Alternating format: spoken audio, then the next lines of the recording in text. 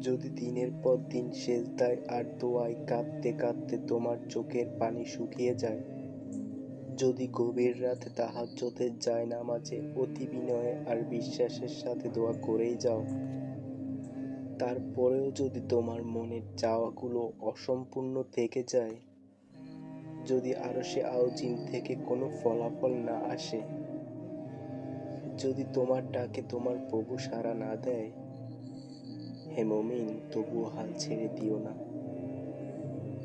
ধৈর্যহারা হয়ে যেও না, হে ধৈর্যশীল।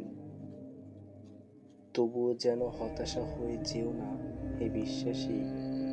সাহায্য আসবেই, আসবেই। তুমি কি জানো না, হে মুমিন, তিনি পরম করুণাময়, অসীম দয়ালু।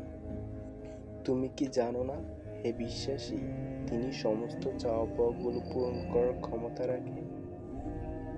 তিনি তোমার মালিক, যে তোমাকে ভালোবেসে সৃষ্টি করেছেন। তবে এত সংশয় কিসের?